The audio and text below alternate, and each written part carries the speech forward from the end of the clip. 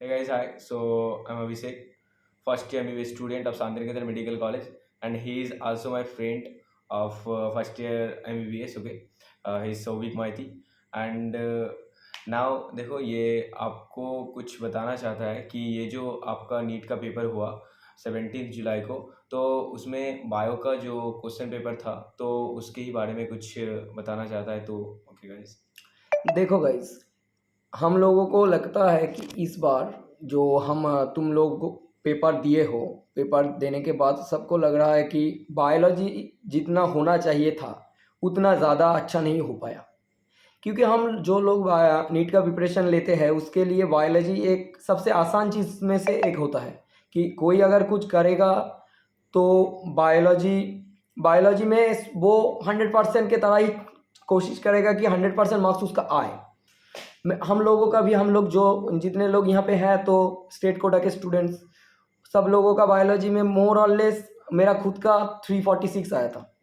ठीक है, लेकिन इस साल मुझको मेरा जितना जूनियर स्टूडेंट के साथ बात हुआ और मेरा भाई बहन जितना जो जहाँ पे भी एग्ज़ाम दिए हैं उस बहुत सारे लोगों के साथ मेरा बातचीत हुआ, तो वो लोग सबके एक ही मानना था कि बायोलॉजी का पेपर इस बार लेंदी हुआ है। लेंदी क्यों, किस लिए हुआ है? बायोलॉजी का पेपर मोर और लेस एनसीईआरटी बेस्ड ही होता है, तो इस बार भी वही हुआ। लेकिन उसमें जो स्टेटमेंट बेस्ड क्वेश्चन था, एसर्शन रीजनिंग टाइप का क्वेश्चन था, वो क्वेश्चन करने के लिए थोड़ा दिक्कत उठाना पड़ा किसी किसी स्टूडेंट को। मोर और लेस हर एक स्टूडेंट के साथ मेरा जो बात हुआ उस बात में मैं ये बात पाया कि वो लोग बोला कि हमारा प्रिपरेशन अच्छा था लेकिन टाइम बायोलॉजी में ज़्यादा खा गया, इसलिए फिजिक्स का पेपर जो इजी आया उसमें टाइम नहीं मिला। तो इसलिए हमको लगता है, अभिषेक को भी लगता है, हमारा कॉलेज का और जो जो लोग हैं, हमारा फ्रेंड सर्कल में ये बात चलता रहता है कि इस बार का काट ऑफ उतना ज़्यादा इंक्रीज नहीं हो पाएगा जितना होना चाहिए था। क्योंकि करीब करीब 2.5 लाख स्टूडेंट इस बार ज़्यादा बैठे हैं, तो वेस्ट बंगाल में तो उसके प्रोपोर्शनल में 20,000 स्टूडेंट ज़्यादा होगा।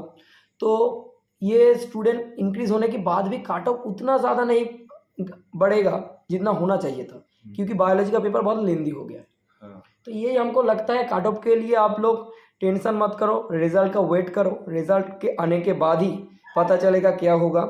क्योंकि नीट हमेशा संभावना का एक खेल होता है।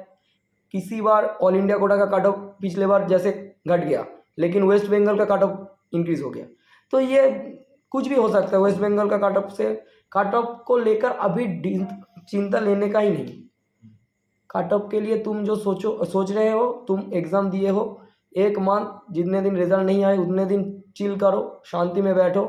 कोई अगर ड्रॉप भी लेना चाहते हो तो कुछ ब्रेक लो, ब्रेक लेने के बाद फिर से तुम जहाँ पे कोचिंग करने चाहते हो और जो जो करना चाहते हो तुम फुल फ्लेज प्रिपरेशन स्टार्ट कर सकते हो। हाँ गाइस, ओके।